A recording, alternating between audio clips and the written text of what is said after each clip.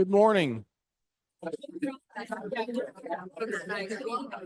I'm Ben Ayers, Dean of the Terry College of Business, and it's my pleasure to welcome you to Terry Third Thursday here at the Terry Executive Center. This is the home base for our highly regarded executive MBA, professional MBA, online MBA, and also our non-degree exec programs with open enrollment and custom programs for leading companies here in Atlanta and across the Southeast. I want to thank all of you for joining us this morning. I think Larry David said it's past the time. I wish everyone a happy new year, but I'm going to break the rule.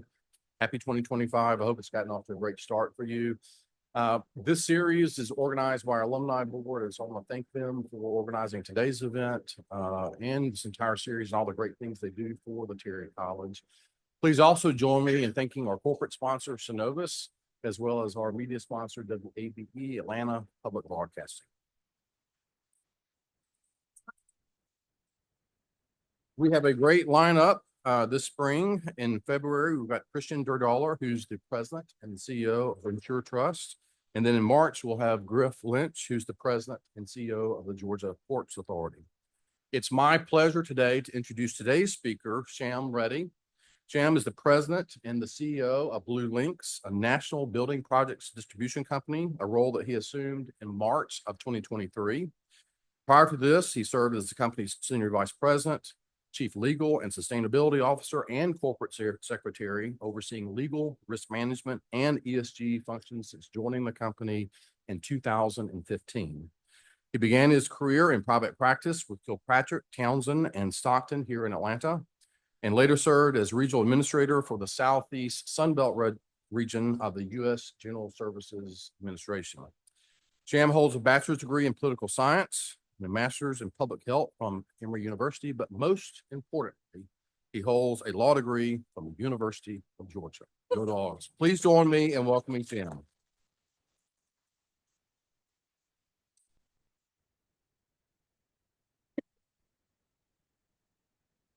Good morning.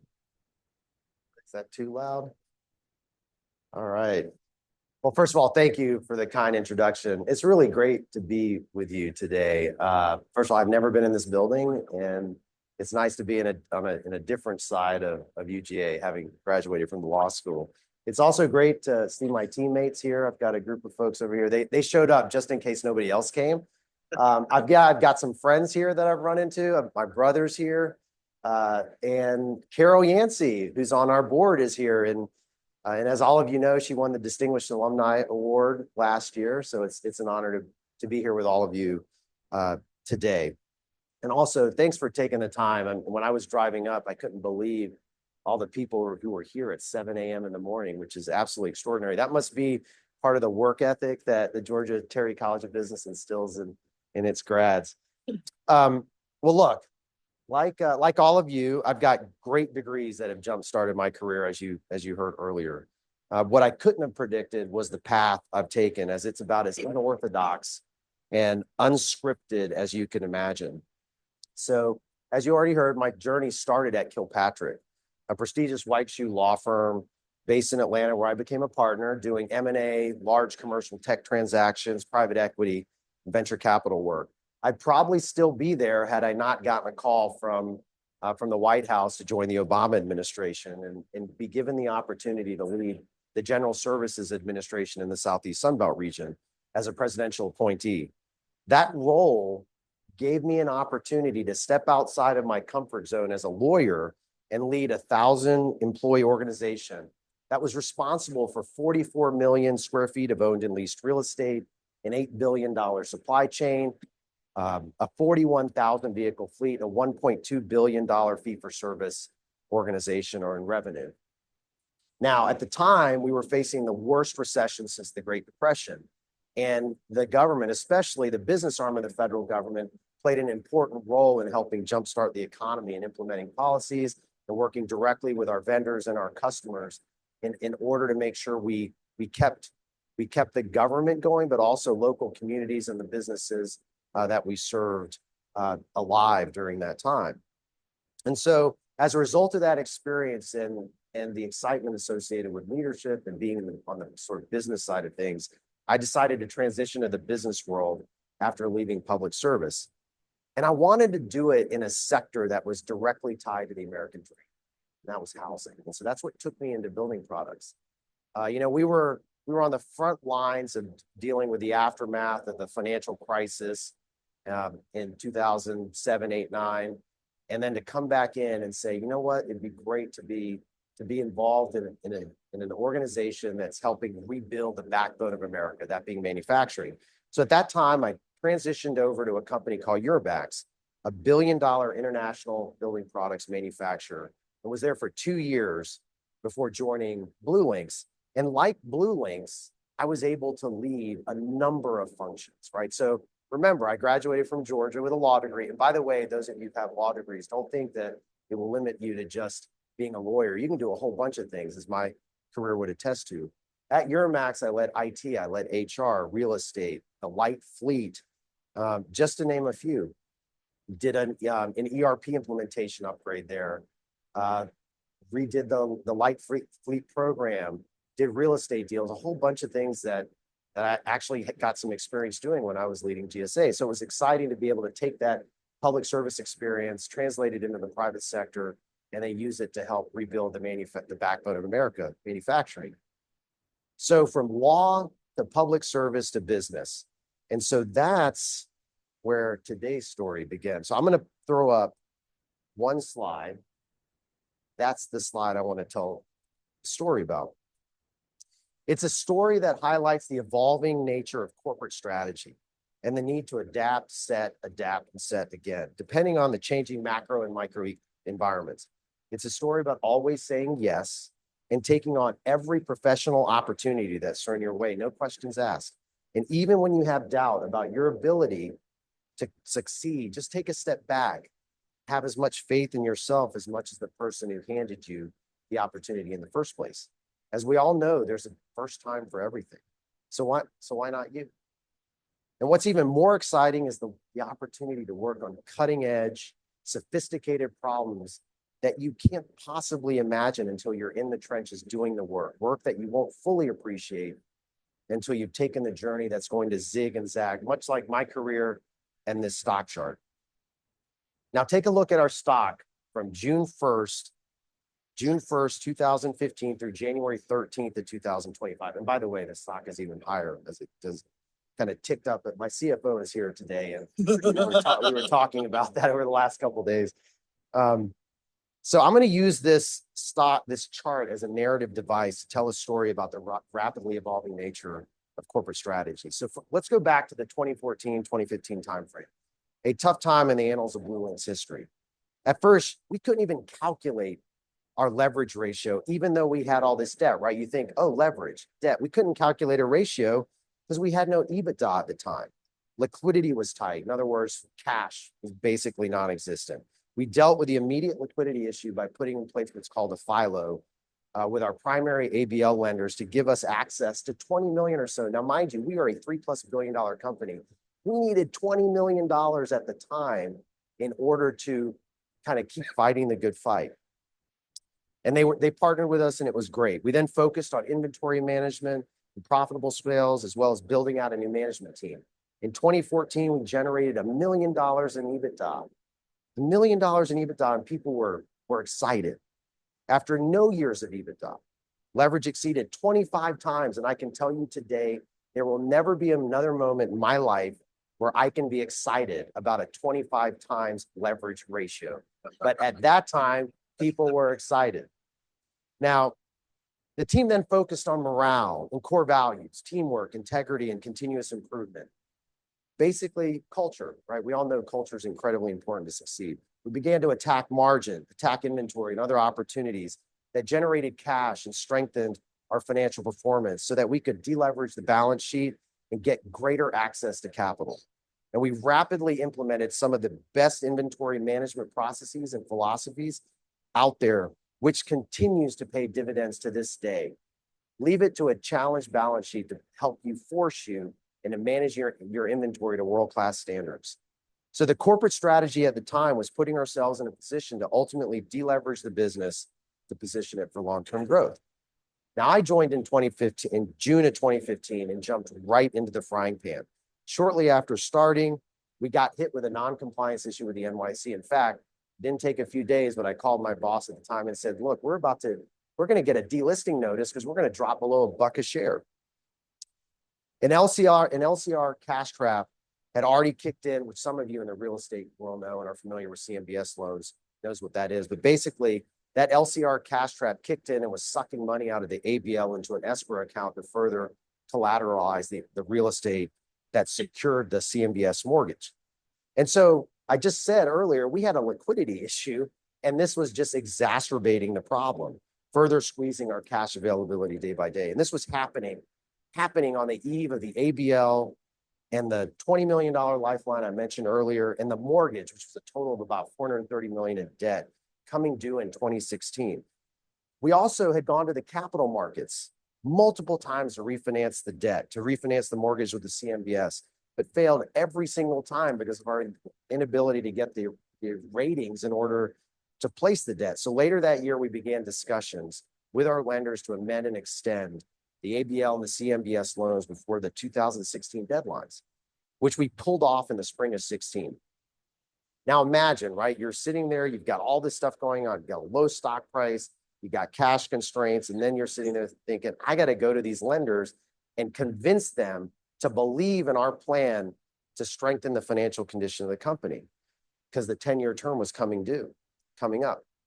And the loans in the CMBS mortgage were split into two pools of collateralized debt obligations, making it even more difficult to work out a path forward. And on top of that, we had over $300 million of real estate that secured $160 million of outstanding CMBS debt. So we all know you could easily just foreclose on the real estate, pay off the debt, and go on your merry way. But we were able to convince them not to do that. And so from an ABL standpoint, we had to also show them a path to reducing the drawn amounts on that revolver. And along the way, we got hit with another non-compliance issue from the SEC, except this one was on market cap. So you're sitting there fighting all these fires. Well, that strategy that you developed, here and I'm sure all of you can appreciate this, your strategy can get blown up as quickly as you put it together. So you're just firefighting, right? So given the impending deadlines and everything going on at the time, our stock price had dropped 30 cents or $3 on a post-split basis. To make a long story short, we engaged in some of the most intellectually stimulating and eye-popping negotiations to give us more time to pay off the loans, which included business plans to deleverage the business. We then embarked on a journey to execute those plans, which included rationalizing our SKUs. It included monetizing the real estate via sale leasebacks and dark sales to delever the balance sheet. And we did this while we were also running the business.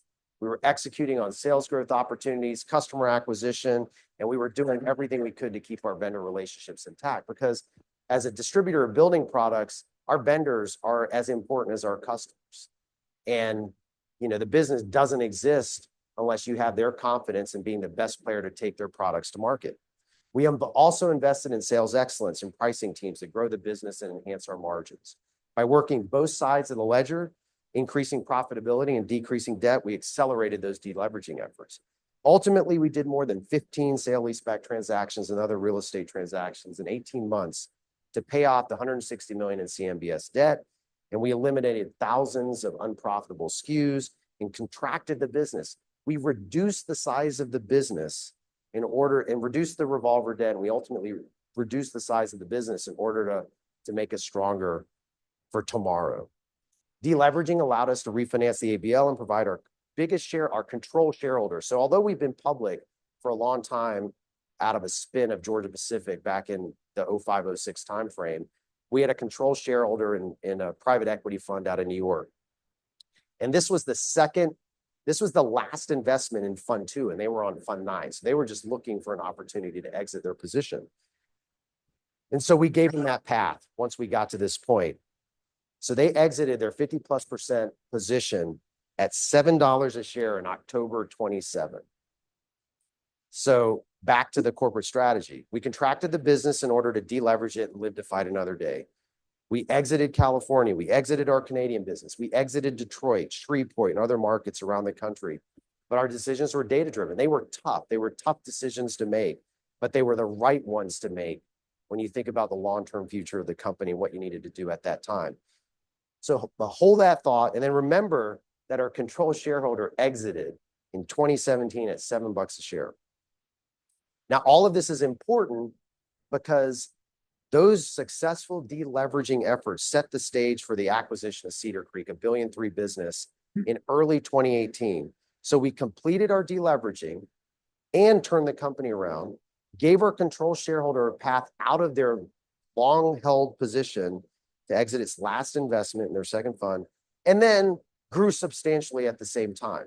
Now, that would kind of seem incongruous, right? But it happened because when you get a team working together to really get focused on the strategy, and you're pulling all the levers in the right direction in coordination, you can do amazing things. So our business contraction focused deleveraging strategy, I know that's a lot to say, but that's exactly what we were doing, ironically set the stage to grow rapidly overnight via that acquisition. If we had not paid off that CMBS mortgage with our final 4 sale leaseback transactions in January 2018, then we wouldn't have had the leverage profile and unencumbered real estate to secure the term loan acquisition financing and the other financing we needed in order to acquire Cedar Creek. That 3-dimensional chess, it makes your job really exciting. It makes it fun. It's exhilarating. It can be exhausting, and I'm sure, I mean, all of you are in the business world, so you get that. But in those moments, you have no idea how it's going to turn out, but it can be really rewarding. So now when we announced the deal in March 2018, our stock shot through the roof. It jumped to more than $30 in the days following the merger announcement, a mere 5 months after our control shareholder exited their position at $7 a share. We were the highest performing stock across all indices in Q1 2018. To finally see our ticker symbol popping up on every news feed when just under 2 years before, folks wondered whether we'd even make it. Competitors, I mean, look, we live in a very capitalist, market-driven society, so our competitors were slamming us. Oh, they're not going to be around. But you know what? Our team, our folks, our customers, we felt like we could show them. And so our suppliers, our customers, our lenders, and other partners believed in us. They believed in our people, and they knew that our grit would yield success. Our employees were so proud of their contributions, rightfully so. It goes to show how important teams and relationships are. And by the way, when we were doing this jujitsu in 2016 with the ABL and CMBS lenders, we were preparing, right? We're preparing for worst case scenario, preparing a filing just if we couldn't work it out with our lenders, work out a plan with our lenders. But fortunately, that paperwork died a quick death. I hope I don't ever have to do that ever again. Nobody at the company knew, other than a few of us on the front lines, maintaining the liquidity and negotiating a path forward, which, as some of you may appreciate, is a heavy burden just from that experience in your professional journey. The story doesn't end, though. So now we've got a new capital structure intended to support a $3 billion company post-acquisition. We have the right capital structure. We've got $600 million ABL with extra capacity that we can draw down, another $150 million, what's called an accordion feature. And then we had a term loan in place that had filled a gap on the acquisition of Cedar Creek.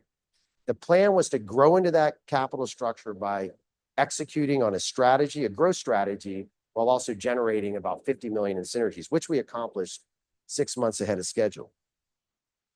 But things changed all of a sudden, right? You go from deleveraging to growth, and then all of a sudden in 18 and 19, we get hit with massive market deflation, which is really bad when you're in the distribution space. So there was heavy deflation in the wood environment, in the environment for wood products in 18 and 19, which hit the entire industry pretty hard, which led to significant gross profit erosion. We also experienced some integration issues. For those of you involved in M&A, it's just par for the course. It's never easy to combine companies, but you don't want deflation and integration issues hitting at the same time, which then makes it incredibly even more challenging. Now, those issues at the time led to substantial top-line revenue losses and tens of millions of dollars of EBITDA evaporating in 18 and 19. So what did that lead to? We had to go right back to fighting those same fires we started back in 14, 15. Deleveraging or leverage shot back up and put us in danger of blowing these covenants in the term loan, these financial covenants. So we're right back in the middle of firefighting. So another pivot on the corporate strategy front, again, set, adapt, set, adapt. So you have to continue, ping-ponging back and forth. And by the way, for some of the folks in this room who were on the team at the time, that's a whole nother set of responsibilities you have, right? You're managing through the existential risk while you're also doing everything you can to make sure you're motivating and inspiring and leading your teams to successful conclusions as it relates to all these problems. Now, once again, we embarked on a sale-leaseback initiative to pay down that term loan. Fortunately, we had negotiated provisions in the debt documents that allowed us to do that, all while still integrating the two companies. And we did that successfully despite the leverage issues we had at the time. Once we paid off the term loan, we no longer had the structural impediments getting in the way of executing on the growth strategy, supporting that acquisition in the first place. Now, the interesting thing about this, and for those of you who work both the financial and the capital market stuff and also run businesses, those financial covenants and debt instruments can surprisingly constrain your ability to run your business the right way at times. So for example, I can give you a bunch of these, but for example, you may have to run a tractor trailer or a forklift, which in our business is key to our logistics operation, longer than you'd like, because you can't add another capital lease to the balance sheet to bring in new equipment. So what ends up happening is you're running an older piece of equipment that's generating more maintenance expense, so that's hitting your P&L, which obviously is not the boat you want to be in as you're trying to kind of move the company forward. But it's a reality you have to accept, and one you have to navigate with the right people in place, which fortunately we did. Now, we all know, and then we get to the point where the pandemic hits, right? So in the background, we have this pandemic, which is making everything much harder to execute. If you recall, when the pandemic shut the economy and global trade down, companies like us were doing everything we could just to make sure we were shoring up the balance sheet. We had the cash just in case things went totally sideways, and doing what was necessary to survive if that came to pass. Now, that was another corporate strategy pivot, but this one focused on making sure the balance sheet was strong for what could be. Now, our senior leadership, I'm sure all of you were, or not all of you, but some of you were in this boat. Our senior leadership team took pay cuts. Our CEO took his comp down to $1 at the time. We worked day and night for months to weather that storm. And then, as we all know, and I'm sure some of you are feeling, the housing market blew up, right? It blew up in the most positive way for our industry and our business that we could have ever hoped for, which then put us in a position to pivot again. So the pandemic gave us a huge opportunity as folks began working remotely and investing in primary and second homes at a rapid clip. And as a result, we stabilized the business and generated tons of cash flow really quickly, which allowed us to pivot once again and focus on, exponential growth, as we were able to deal with all the debt and the capital structure issues. So now, as we thought about the future and our growth prospects, we made another strategic decision. But this one was designed to really give us kind of a bulletproof or fortress-like balance sheet for the long term, so we could just have the stability that can help you grow the business in the long run. So right before the capital market seized up in late 21, we did a high-yield bond deal. Now, what's really interesting about that is we did a high-yield bond deal at 6%. Just let that soak in. We did a high-yield bond deal at 6% right before the capital market seized up. That was great. It was great good fortune. It was, I couldn't be any happier for being able to do that. So anyway, the point is that really set us up for long-term success, and got us to the point where we could actually put some of this firefighting away and get really laser focused on our corporate growth strategy. And so along the way, we finished up an ERP conversion. We instituted even greater discipline around inventory management. We increased our returns on working capital, increased our gross margins, our EBITDA margins, and so on. And we even picked up more analysts to cover the company. And once we got on the other side of the pandemic, we bought a business that gave us a foothold in the Seattle, Spokane, Hawaii, and Alaska markets. Remember, earlier I said we exited Detroit, we exited Canada, we exited Shreveport, we exited. We rationalized SKUs but we did that to live to fight another day. And then when we got to that day, we were going to expand. And that is exactly what we're doing today. And again, it's the evolving nature of strategy. So, and then we launched a Greenfield initiative with our first location in Portland, Oregon, and began executing on a new vision to become the most technologically advanced building products distributor in the US. We moved forward with our profitable sales growth strategy that's both product and channel focused, with key investments being made in our logistics offerings as well as our multifamily and national account capabilities. We're also expanding our specialty product portfolio within our private label brands and with our key vendors. We're shifting the mix in order to get more gross profit generated and higher EBITDA margins, all of which will generate the cash flow that we need to continue reinvesting in the business and returning capital to shareholders. And then we're doing M&A, and we're exploring M&A deals and exploring new markets to expand to so that we can have greater reach to fully take advantage of our scale to meet our aspirational sales goals. And there's so much more. One day I'm going to write a case study because there's so much we've done that's been really exciting, really rewarding. It's been exhilarating, but that's for another day. To bookend the story, we have millions of dollars of cash on our balance sheet, hundreds of millions of dollars of cash on our balance sheet. Remember how I started the story, right? Hundreds of millions of dollars of cash on the balance sheet. We launched a share buyback program in 2022 and have been buying back shares ever since. We've invested over $100 million back into the business over the last few years. We went from double-digit leverage to negative leverage. Negative leverage. Negative leverage. I mean, that's just amazing, right? And it's all thanks to the team.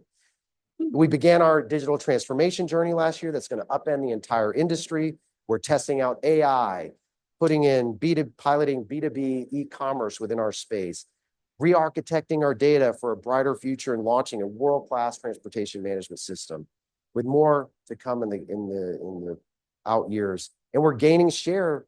We're gaining share in what are otherwise declining markets. We all know the housing market is pressured right now. There are headwinds.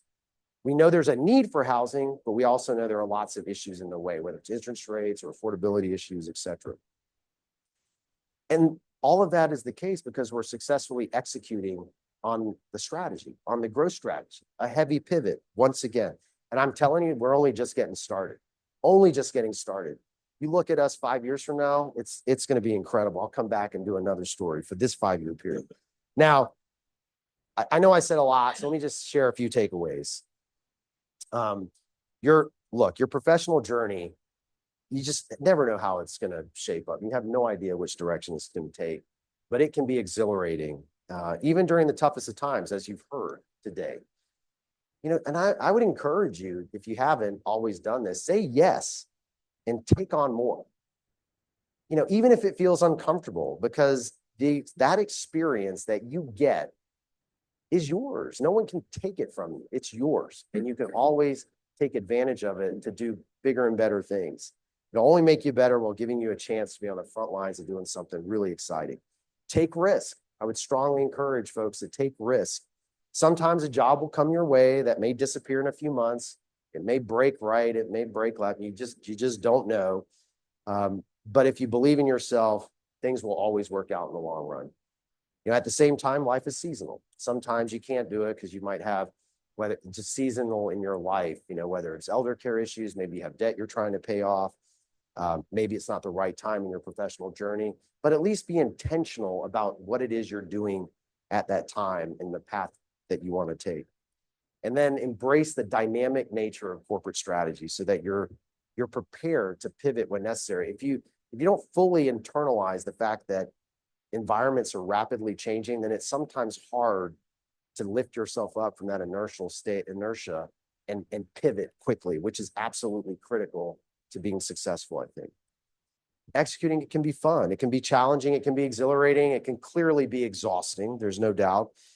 It can be hard. It can be personally trying. There's no doubt sacrifices are made. And, you know, but at the end of the day, there can be great returns, both personally and professionally.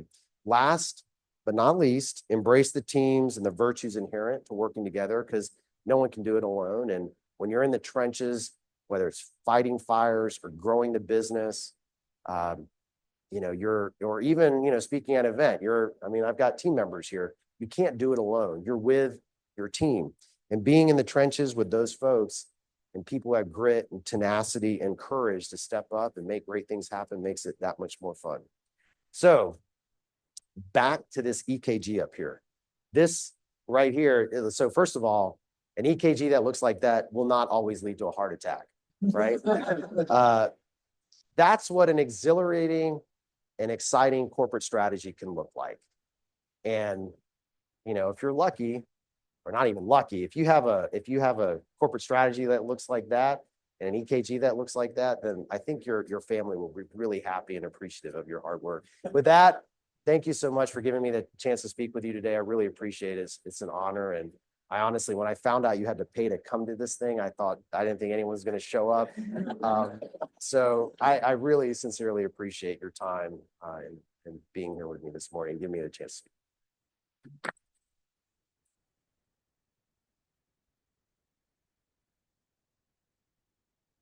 Time for questions.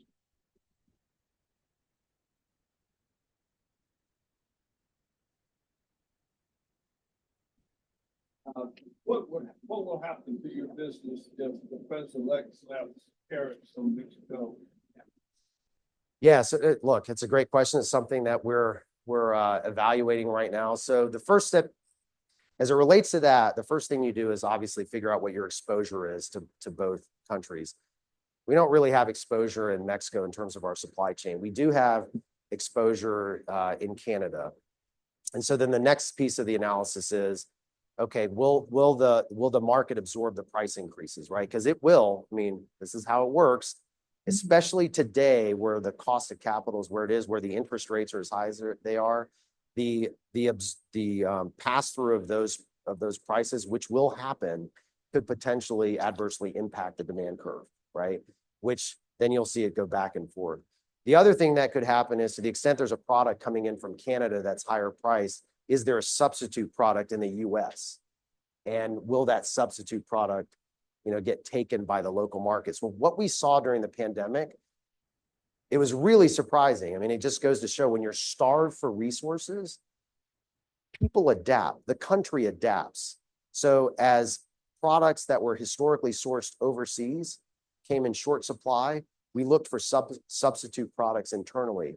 Now, on the other hand, we don't necessarily have the domestic capacity to support, you know, the demand. But again, the outline, really, we honestly don't know what's going to happen to the demand. It was one thing during the pandemic when interest rates where they were, and, you know, affordability wasn't as big of an issue on the early end, but mortgage rates were low. So if you got hit with a 10% price increase, you know, or 20% price increase, and you combine that with your low interest rate mortgage, you could weather the storm. Or if you had a HELOC in place, which short-term rates were lower at the time, it wasn't a big deal, right, to take the price increase because the debt burden wasn't nearly as high as it would be today. So we're evaluating it. We don't have, you know, as it relates to some of the countries that have been identified, at least outside of North America, we don't have the exposure that would concern us. And then as it relates to Canada, we definitely have, we buy a significant amount of product out of Canada. And so we are absolutely focused on how to manage through that.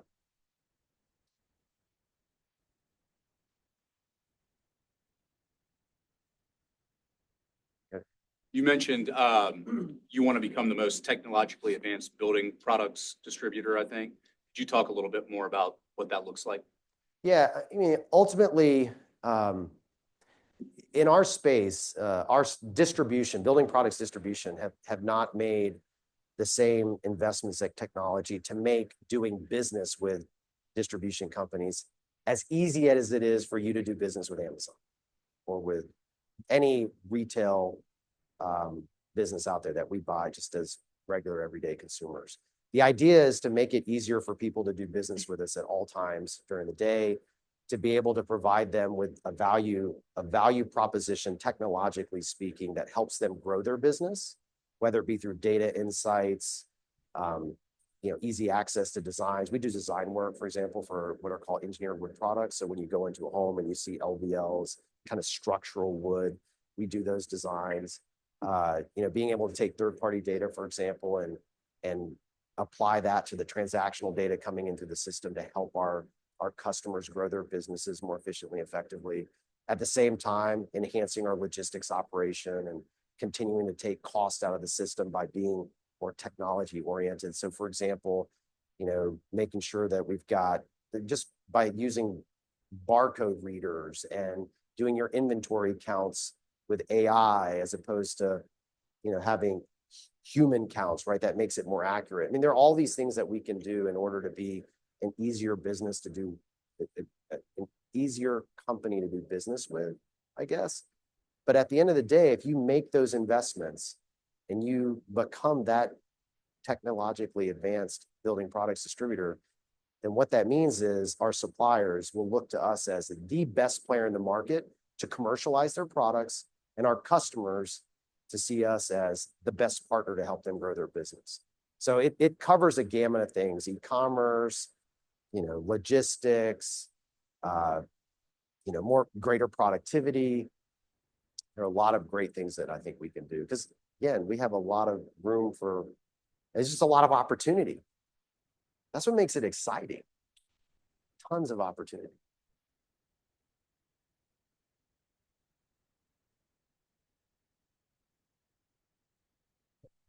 Yeah, thanks so much for being here with us. Truly, truly impressive story. And I especially love the pivot from like playing defense at the very beginning to now really playing offense. Now, as you know, at about 1 billion market cap, right? And you alluded to the fact, hey, in 5 years, you're going to be back with a refreshed story. May I ask you, like, what is your vision for like BlueLinx in 2030? Because at the moment we have like high degree of uncertainty, geopolitical questions, what have you. So here's, how are you thinking about like a 3-5 year kind of vision? Yeah, so let me start with our purpose for, look, our purpose is delivering on the American dream. We know that we are short 1.8 million homes a year for the next 10 years. And that doesn't even take into account immigration forecasting. And when you think about the American dream, you can't help but think about that and put shelter or housing in that equation. And so the purpose is what fuels us. And as we think about the demand, how do we overcome that demand? How do we meet that demand, actually? And so, in my view, the strategy that we're implementing is we focus on our channels and the product mix in order to address the shortage of homes, i.e. multifamily, for example. And also contract. So as you think about the macro environment, if building new construction is prohibitively expensive and short-term rates come down, and potentially people can will get back into tapping into their equity to do major renovation projects if they haven't already done them. So that's an opportunity for us to continue like growing the business. Being involved in multifamily helps us achieve our purpose more efficiently, right? Because you can build more faster, and hopefully that will bend the pricing curve. It'll make it more affordable. But if you fast forward into achieving our vision, 10 years from now, right? Or 5 years from now, being the most technologically advanced two-step distributor out there, because we serve a valuable role in the building product supply chain. I fundamentally believe by being more efficient, by being more effective, and helping get people in homes faster, that we can remove friction from the system that will address the affordability issue and reduce the cost of homeownership. That will ultimately happen as we continue to make these investments and we fully leverage our scale across the country in order to, and the beauty of that is, again, in order to reduce the cost of homeownership, be more profitable. And that's the thing. I mean, what's amazing is when look, I'm preaching to the choir because you guys are all business people, but being in the US, in America, it's so great. You can actually go like run businesses, have a great purpose, reduce the cost of ownership while returning capital to shareholders, making money, reinvesting in the community. None of this stuff is mutually exclusive. And at the same time, you can do great things for your employees. At BlueLinx, we provide 6 weeks of paid paternity leave, 3 months of paid maternity leave. We give fertility assistance, loan repayment assistance. We have free mental health care. I mean, we do all these things to invest in our employees, give them a great work experience. And by the way, it's not just kind of on that benefit side. We've invested in a new tractor trailer fleet. I was actually talking to Lanny the other day, who's an old friend of mine. We grew up together in Dublin.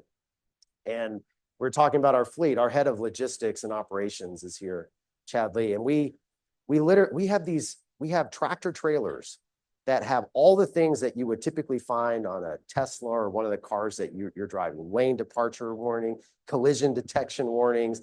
They have cameras all around, which is great because you can imagine when there's an accident involving a tractor trailer, police officer gets called, and the first thing that comes out of the other person's mouth is, hey, it's this driver's fault. And all of a sudden, within seconds, our driver shows the police officer a video, and the police officer then turns to the person and goes, hey, I got this video. It doesn't look like it's his fault. It looks like you just did something, which is, imagine, that's empowering to the truck driver who for decades has always, has been on the front lines of potentially being blamed for something. So there are so many things you can do to really add value in the business world that also helps people in America live better lives, right? I fundamentally believe we're going to ultimately reduce the cost of home ownership by taking friction out of the system.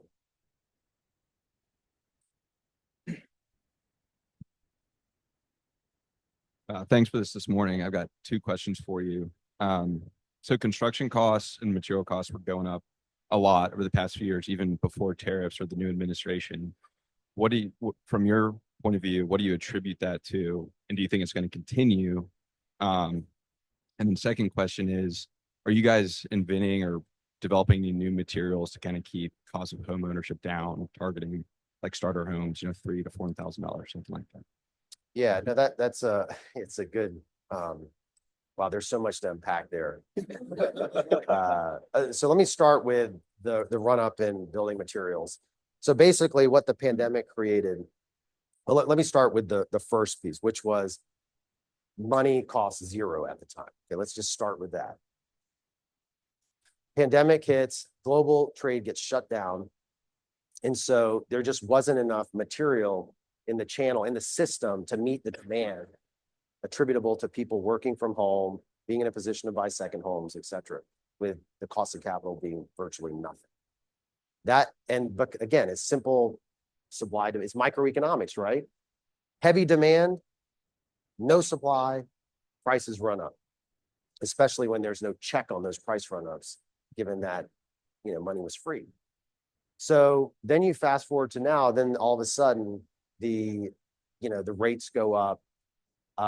There's not enough velocity, and you can't build fast enough to really meet the demand so that the prices are just sticking. And people are still they still think their homes are worth as much yesterday as today. So that's going to stay. As going forward, the second part of your question, remind me what I should have written it down.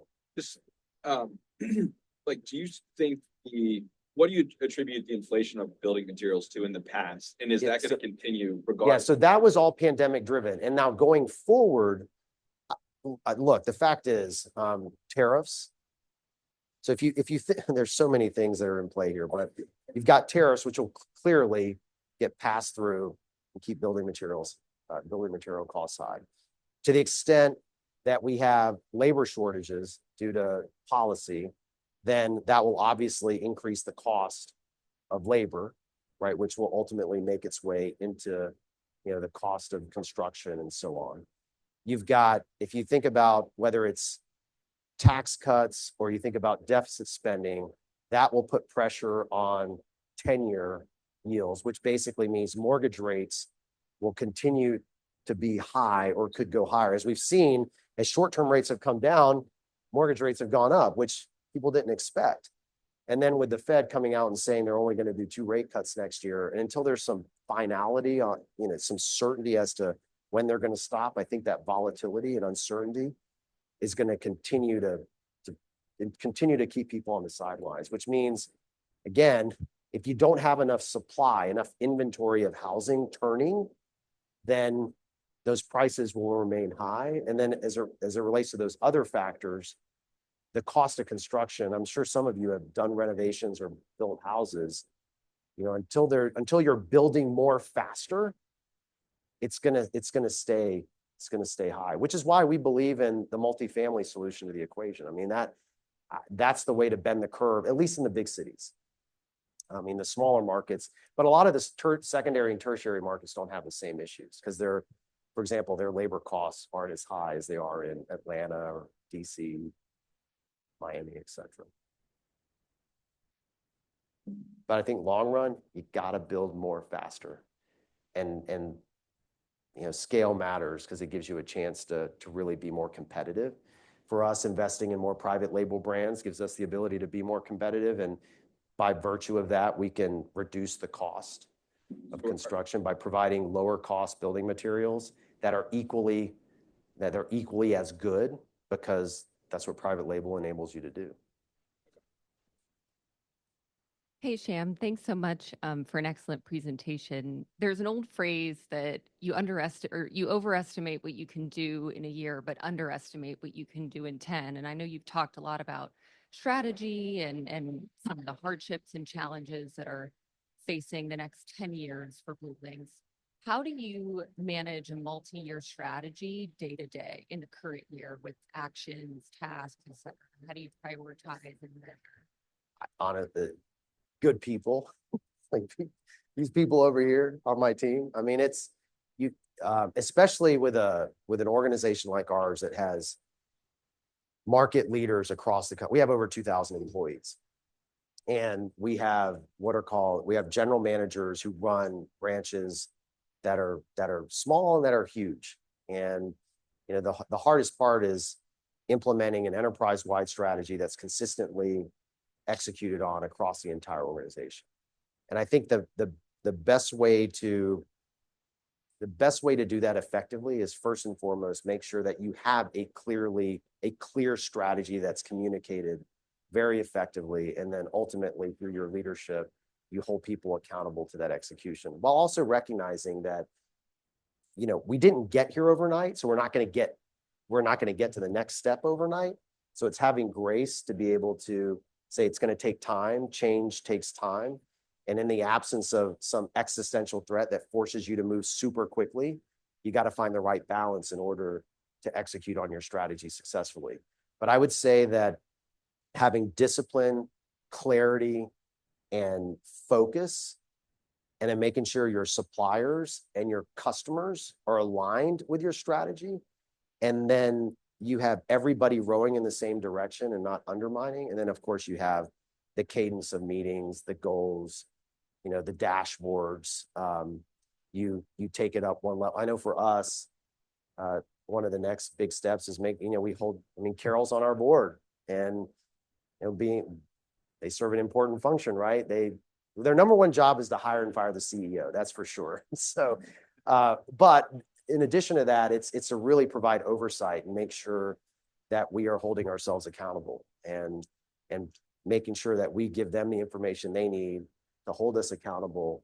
It forces us to hold ourselves accountable, and so on all the way down the line. But don't get me wrong, it's not easy. I mean, just think about your household of 2 to 4 to 6 people. Is it easy to hold order in even that small environment? I don't know. Does anyone feel like it's easy? Is not. Now imagine doing that for a company that's got 2,000 employees, and then think about those huge companies, some of you probably work for, that are global and they have millions of employees. So, but clarity of vision, having vision, values, strong purpose, a strong culture, and people do things in real time that fit with that culture. I mean, I've got a great story. This is our focus on safety led to lives being saved in the hurricane in the fall. We had this location in Irwin, Tennessee. And I mean, I'm getting like chill, and I'm sure people on my team are getting chills, but we had a situation where you're in Irwin.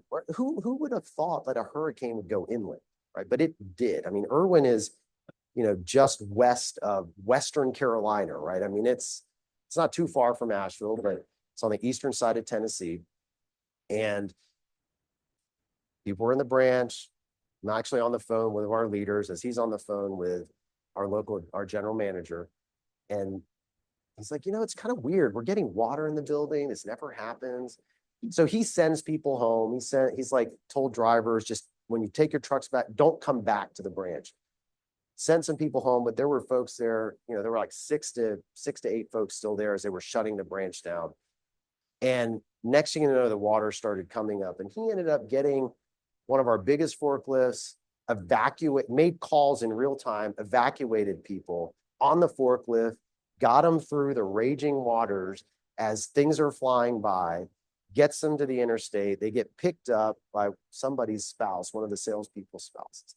And next thing you know, we're looking at it going, this place is completely destroyed. I mean, it's gone. We're not going to have it fully rebuilt until the end of this year. Knowing full well that if he had not thought in real time, those lives wouldn't have been saved. But it's that culture around safety and empowering your local market leaders to make decisions without asking for permission in order to do the right thing. Doing the right thing is absolutely critical to success. Now, the reason why that's even a bigger deal than it may otherwise be is because in that same complex, you probably saw in the news, there were other companies where the people did not feel empowered to leave, or they thought they were being told to stay. And as our people were leaving, there were folks that they could not get to who ultimately lost their lives. And so that's an example where culture matters and our focus on safety matters, because it empowers those leaders to make decisions in real time to do the right thing without having to ask for permission. That's how you execute successfully on a strategy at the end of the day.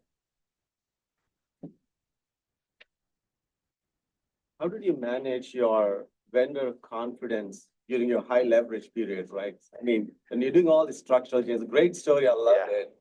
Tells like, you had really that ECG, right? A lot to learn, right? The great that you mentioned, what to point out, but how did you manage that relationships with vendors?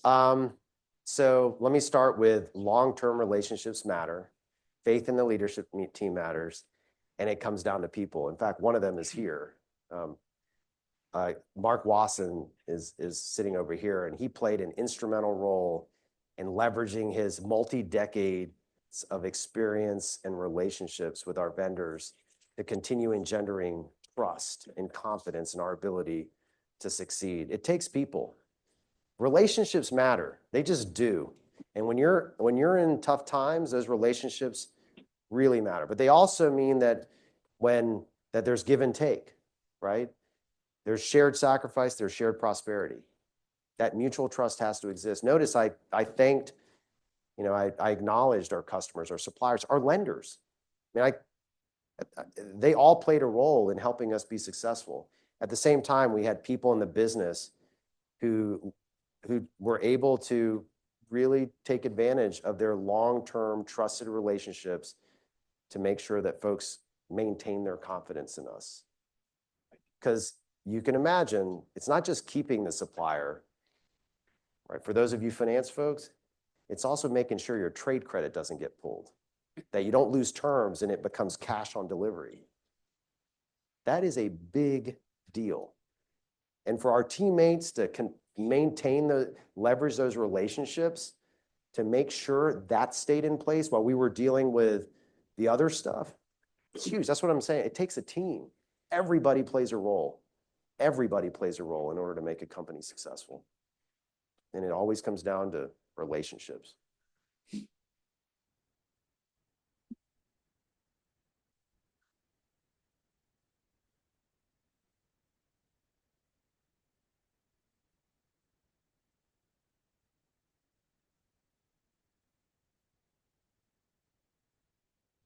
Okay.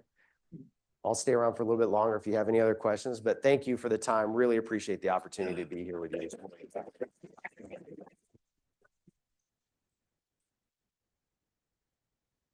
Ken, thank you for such an insightful presentation on strategy and all things business. Nice red and black for you, keepsake. Proud of you. Thank you for being with us today. No, this is great. Thank you. Wonderful. Thank you very much.